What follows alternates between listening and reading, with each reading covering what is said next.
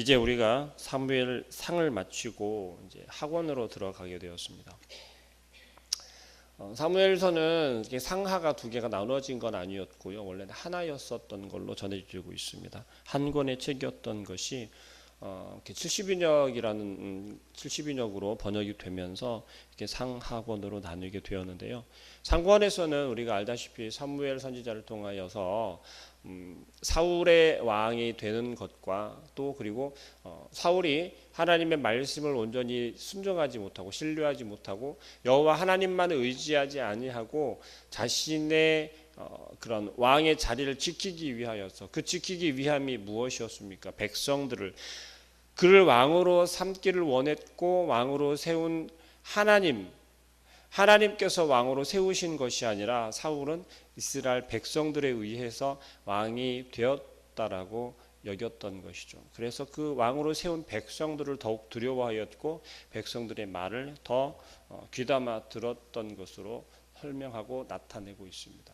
그런 사울과 대조적으로 이제 나타나는 것은 하나님께서 그 마음에 드셨고 하나님이 사울을 이어 왕이 될 사람 한 사람을 선택하셨는데 그게 다윗이었던 것이죠. 다윗을 통해서는 하나님께서 소망을 품으시고 다윗을 이스라엘의 왕으로 세워서 하나님의 말씀대로 통치하기를 원하셨고 마음 먹으셨다라는 거죠. 그러한 가운데도 사울에게는 계속해서 기회가 주어졌었죠. 돌이킬 기회였습니다. 하나님의 말씀에 순종하며 하나님의 뜻을 온전히 이스라엘 백성에게 전하는 이스라엘의 왕이 될 수 있는 기회들이 많이 있었어요. 여러 번 있었다는 거죠. 그럼에도 사울은 돌이키지 못하였고 그의 마음 가운데 악한 영이 임하게 되는 비참한 모습으로까지 변해버렸습니다. 그 결과 어떻게 되었습니까? 그의 마음 가운데는 분노와 시기와 질투심이 가득하였고 다윗을 바라보는 순간 알았던 거죠. 나의 뒤를 이어 왕이 될 자이가 바로 다윗이구나. 그 마음이 들었을 때 그의 마음 가운데 다시 한번 돌이킬 수 있는 기회가 주어졌었지만 그러지 못하였고 다윗을 죽이기로 마음먹고 죽이기에 급급하였죠. 심지어는 자기 스스로가 직접 나서서 다윗을 죽이려 하였다는 것입니다. 결과적으로 다윗은 사울의 손에 죽는 것이 아니라 오히려 하나님께서 말씀하신 바와 같이 예언하신 바와 같이 사울의 대는 끝이 나고 사울만 죽는 것이 아니라 사울의 대가 완전히 끊겨지게 되었다라는 것입니다. 이 사울과 다윗의 모습이 비교되는 모습이 사울의 왕정치를 통하여서 우리에게 보여주는 것은 하나님께서 말씀하시는 것은 무엇입니까? 하나님이 여전히 우리와 함께하기를 원하시며 우리의 실수와 부족한 모습 가운데서도 계속해서 반복적으로 돌이키기를 원하시며 돌이킬 기회를 우리에게 끊임없이 제공하고 계시다라는 것입니다. 전혀 하나님께서 세우신 그 목적에 우리가 벗어나려 할 때에는 하나님께서는 철저하게 우리를 채찍질하시고 우리를 주의 길로 돌이킬 수 있도록 계속해서 우리에게 기회를 허락하신다는 것입니다. 그 가운데 이제 다윗이 전면으로 드러나게 되었고 다윗이 어찌 되었습니까? 사울의 뒤를 이어서 왕이 되는 모습을 이제 사무엘 하서를 통해 우리가 함께 묵상할 수 있게 됩니다. 사무엘 하서는 주로 다루어지는 내용은 그것입니다. 다윗이 왕이 되며 다윗의 40년간의 사울의 40년간의 정치를 끝내고 이제 다윗의 시대가 도래하였고 다윗이 어찌하여서 다윗 왕국이 세워져 가는지 그리고 다윗과 세운 하나님의 그 언약이 어떻게 성취되어지며 하나님께서 다윗을 얼마나 기뻐하시는지 또 다윗은 우리가 잘 알다시피 정말 하나님의 마음 가운데 온전히 들기만 하는 합한 그러한 모습은 사실 아니었단 말이죠. 다윗 왕국을 통해서 우리가 알고 있는 바와 같이 그러나 그러한 가운데서도 다윗을 사랑하셨고 끝까지 사용하시는 이유가 무엇인지에 대해서 사무엘 하서를 통해 우리가 알아볼 수 있을 것입니다. 우리가 함께 읽은 본문 말씀 1장 1절부터 16절에서는 다윗이 이제 사울의 죽음을 전해 듣게 되었습니다. 아말렉을 완전히 진멸하고 그리고 나서 시글락에 와 쉬고 있는 그 터인데 그 가운데 한 청년이 그곳에 오게 되었다는 거죠. 그 청년은 누구라고 설명되고 있습니까? 아말렉 청년이라고 설명되고 있어요. 아말렉을 지금 다윗은 진멸하고 시글락에 돌아와 있는 상태입니다. 그러한 상태인데 지금 아말렉 청년 하나가 어떠한 무덤 가운데 흙더미 가운데 파묻혀져 있다가 머리에 흙을 뿌리며 그러며 기어 나와서 겨우 목숨을 부지해서 나와왔는데 그 한 사람이 아말렉 청년이라는 거예요. 그리고 그의 입에서 그 청년의 입에서 나오는 말은 정말 다윗이 마음이 여기에 표현된 것처럼 옷을 찢으며 심히 통곡하고 슬퍼하는 것처럼 슬픈 이야기를 전하고 있습니다. 그게 무엇입니까? 사울 왕과 그의 아들들과 이스라엘이 블레셋과의 전투에서 참패하고 죽었다라는 그러한 소식을 전하고 있다는 것입니다. 다윗은 우리가 알다시피 사울로 하여금 어떠한 생활을 하고 있었습니까? 사울이 죽이려 하여서 계속해서 도피 생활을 하고 있었고 블레셋으로 망명을 하게 된 이유도 사울이 다윗을 죽이려 하기 때문이었습니다. 그러면 사울이 죽었으면 우리는 보통 어떤 생각을 해야 됩니까? 드디어 이제 내가 자유를 얻었구나 라며 기뻐해야 하지 않습니까? 즐거워해야 하지 않습니까? 그의 식소들과 함께 잔치를 벌이는 것이 더 우리에게는 익숙한 모습이고 옳은 모습 아니겠습니까? 지금 사울을 피해서 블레셋으로 망명해 와 있는 그 상황에서 그 자리를 그 지역을 그 시글락에서 계속해서 머무를 수 있기 위해서는 무엇이었어요? 그 블레셋 사람들 지금 다윗이 시글락에서 머물 수 있도록 허락한 그들에게 나도 너희와 함께하고 있다라고 하는 것을 보여주기 위해서 지금 아말렉과의 전투를 하고 있었던 거잖아요. 그러한 전투 가운데서 다윗은 끊임없이 어떤 생각이었겠습니까? 내가 돌아갈 수 없는 그 이스라엘을 향하여서 정말 마음 가운데 분한 마음을 계속해서 가지고 있을 수 있어요. 그리고 어떻게든 사울을 내가 진짜 마음을 돌이켜서 사울을 내가 죽이러 가야겠다라고 마음을 먹을 수 있다는 거죠. 그렇지만 다윗은 그러하지 않았어요. 왜요? 이유는 단 하나였습니다. 사울은 지금 누구였습니까? 사울은 하나님께서 기름 부어 세운 왕이었다라는 거예요. 이스라엘 백성들이 세운 왕으로 인정하는 것이 아니라 다윗은 여전히 사울을 하나님께서 기름 부어 세운 왕으로 기름 부은 자로 인정하고 있었고 그렇게 존경심을 가지고 있었다는 것이죠. 결코 자기 자신을 죽이려 하는 왕이었지만 자기의 세상 사람들이 바라볼 때는 자기의 원수였지만 다윗은 그렇게 생각하지 않았다는 것이에요.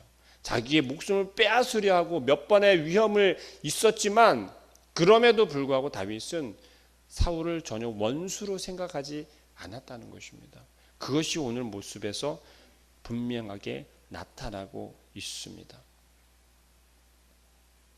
그리고 또 한 번 나타나는 것은 다윗은 사울의 죽음을 슬퍼하면서 금식하였다라고 이야기하고 있어요.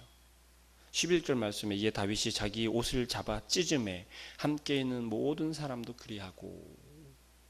자, 다윗의 슬픔은 곧 그 나라의 슬픔이었던 거죠. 그 식솔들의 슬픔이었던 것입니다. 다윗이 슬퍼하면 이들도 함께 슬퍼하고 다윗이 즐거워하면 그들도 함께 즐거워하고 다윗과 함께 동거동락하는 그들은 다윗의 모습, 다윗의 움직임, 또 다윗의 상태를 그대로 본받고 따라하고 있었으며 함께 하고 있었음을 우리가 볼 수 있습니다.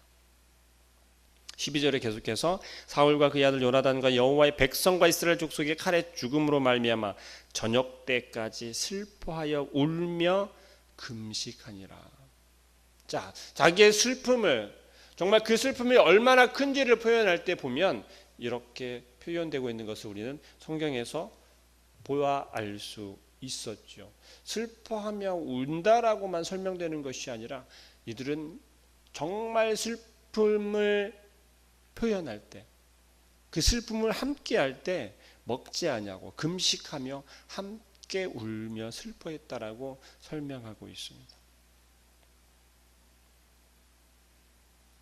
우리가 다윗과 함께 하면서 다윗의 모습을 바라보면서 답답한 모습을 우리가 생각할 수도 있었습니다. 왜요? 지금 우리가 살아가는 현실 속에서도 마찬가지지 않습니까? 나를 힘들게 하는 그 사람을, 그 누군가를 우리가 다윗과 같이 이렇게 사랑할 수 있을까 말이죠. 우리를 정말 모함으로 계속해서 몰아가고 우리의 상황을 계속해서 나쁘게 악하게 우리가 어떻게 손을 쓸 수 없을 정도로 도대체 도망할 수밖에 없는, 우리가 피할 수밖에 없는, 내가 주인임에서 주인 행세를 하지 못하게 만드는 그러한 상황 가운데로 몰고 가는 그 누군가에 대해서, 원수와 같은 그 누군가에 대해서 우리는 어떤 마음을 가지십니까? 다윗과 같은 그러한 마음이십니까? 다윗과 같이 이렇게 슬퍼하실 수 있겠습니까?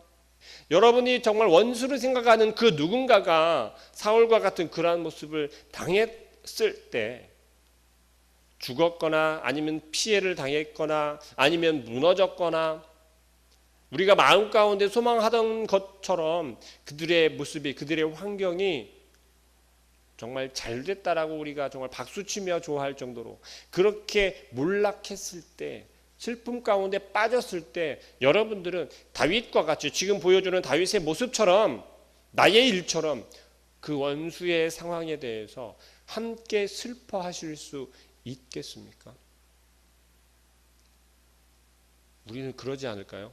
잘 됐다라고 박수치면서 좋아하면서 거봐라고 하면서 나를 힘들게 했던 그 사람이 드디어 망했어, 나를 힘들게 하던 그 사람이 내 젖골 좀 봐 라고 하면서 박수치면서 주변 사람들에게 즐거워하지 않겠습니까?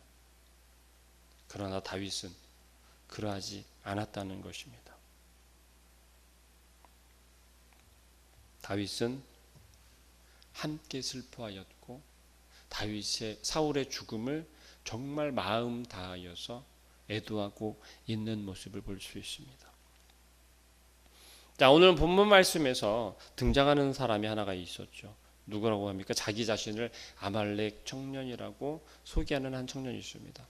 이 청년은 어떻게 지금 이야기하고 있습니까? 어디에서 왔냐라고 다윗이 묻지요. 어디에서 왔고 도대체 너는 무슨 일을 경험했냐라고 묻는 다윗의 말에 이 청년은 그렇게 이야기합니다. 이스라엘과 블레셋의 전쟁 가운데 있었고 그 전쟁 속에서 어떻게 했다고 표현하고 있습니까? 그의 전쟁 속에서 그의 옷은 찢어졌고 머리에는 흙이 다 묻어있고 그런 상태로 겨우겨우 도망하여 왔다라고 설명하고 있어요. 그리고 그 전쟁 중에서 네가 본 것이 무엇이냐라고 묻는 거예요. 이 청년이 다윗에게 고하는 것은 조금 우리가 지난 시간에 함께 묵상하였던 내용, 알고 있는 내용과 조금 다른 이야기를 하고 있습니다. 사울은 지금 어떻게 죽음을 맞이하게 되었죠? 블레셋과의 전투 가운데 요나단과 그 아들들이 먼저 죽고, 그리고 그 소식을 보며 이제 전세가 기울었던 것을 사울이 알고 도망할 때 블레셋의 궁수들이, 활 쏘는 자들이 도망가는 사울과 그의 일행들을 향해서 활을 쏘게 되죠. 그 중에 한 발을 사울이 맞고 중상을 입게 되었습니다. 이제 죽게 되었으니 블레셋 군대 그 군인들에게, 블레셋 사람들에게 죽임을 당하는 것은 내가 허락할 수 없다라고 하면서 그 무기 든 자에게 나를 죽이라 하지만 그 무기를 든 자는 어떻습니까? 그것을 두려워하였다라고 설명하고 있어요. 너무나도 기름 부어 세운 자를 죽이는 것은 이스라엘 백성들은 너무나도 자연스럽게 하나님께 대적하는 것이고 하나님의 세운 자를 죽일 수 없다라는 것을 두려워하는 마음으로 다들 알고 있었다라는 것을 설명하고 있는 것이었죠. 결국 사울은 자기 칼에 엎드러져 죽게 되었다라는 것입니다. 그리고 나서 그 다음 날에 비로소 블레셋 군사들에게 발견이 되고 그와 같은 처참한 모습을 당하게 됐다라는 걸 우리는 알고 있습니다. 그런데 오늘 청년은 뭐라고 이야기를 합니까? 이상한 소리를 하고 있어요. 그죠? 이 청년은 지금 자기 자신이 바라본 것을 이야기하면서 다윗에게 고하면서 그렇게 이야기를 합니까?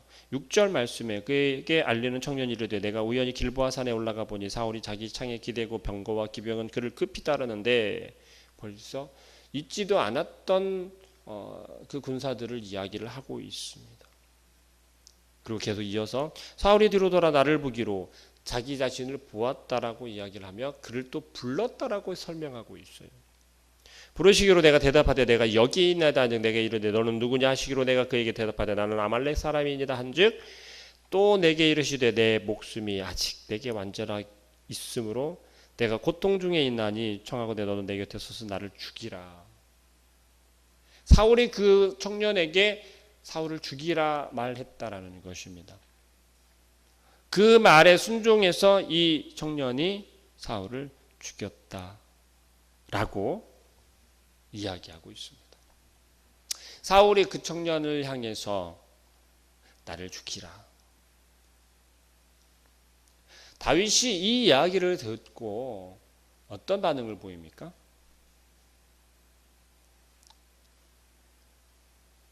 14절 말씀에 다윗이 그에게 이르되 내가 어찌하여 손을 들어 여호와의 기름 부음 받은 자 죽이기를 두려워하지 아니하였느냐라고 되묻고 있어요. 다윗은 정말 이 청년이 이야기를 하는 것인지 사실인지 아닌지는 알 수 없는 상황이었어요. 왜요? 지금 처음 접하고 처음 듣는 이야기이기 때문에 그렇습니다. 그러나 다윗이 보이는 반응 가운데 보면 어떤 모습입니까? 이것은 사울의 죽음을 네가 죽였던 죽이지 않았던 그것이 중요한 것이 아니라 너가 죽였는데 너는 하나님의 기름 부어 세운 자를 기름 부은 자를 죽이는 것이 두렵지 아니하였냐라는 거예요. 이것은 다시 말하면 너는 여호와 하나님이 두렵지 않았냐라는 거예요. 다윗의 질문은 이러한 질문이었던 것입니다. 우리에게 똑같이 질문하는 것으로 우리는 생각해 볼 수 있어야겠습니다. 하나님께서 여러분들에게 저와 여러분들에게 지금 계속해서 말씀하시는 건 하나님의 사람들을 향해서 우리가 원수를 삼고 우리의 마음 가운데 대적하는 마음을 심으며 우리의 마음 가운데 그들을 똑같이 하나님을 바라보고 하나님을 믿는 하나님의 백성들 자녀들을 향해서 우리 공동체 안에 있는 서로를 향해서 원수를 삼고 있고 미움을 삼고 있고 그를 향해서 우리의 마음 가운데 악한 생각을 하는 것들에 대해서 그것이 가당하냐라는 것입니다. 하나님 앞에서 그것이 옳으냐라는 것입니다. 그러나 우리는 어떻습니까? 우리 마음 가운데 하루에도 몇 번씩 우리가 하루에도 몇 번씩 마주치는 그를 향해서도 웃으며 말하지만 우리 속에서는 그를 원수 삼고 있고 그를 향하여서 칼을 갈고 있고 이를 갈고 있고 마음 가운데 미움을 품고 있는 경우가 얼마나 많습니까?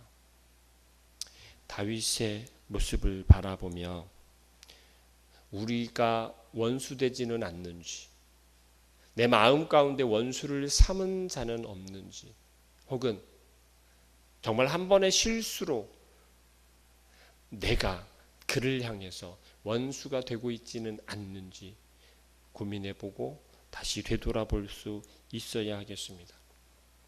우리를 저와 여러분을 힘들게 하는 그 누군가의 아픔과 고통에 대해서 다윗이 보여주는 것처럼 함께 슬퍼할 수 있고 가슴 아파하며 함께 울어줄 수 있는 그런 온전한 신앙을 소유한 하나님의 마음을 소유한 저와 여러분이 되기를 소망하며 오늘 하루의 삶 속에서도 우리가 그런 하나님의 마음을 주님의 사랑의 마음을 나타내는 하루가 되기를 소망합니다.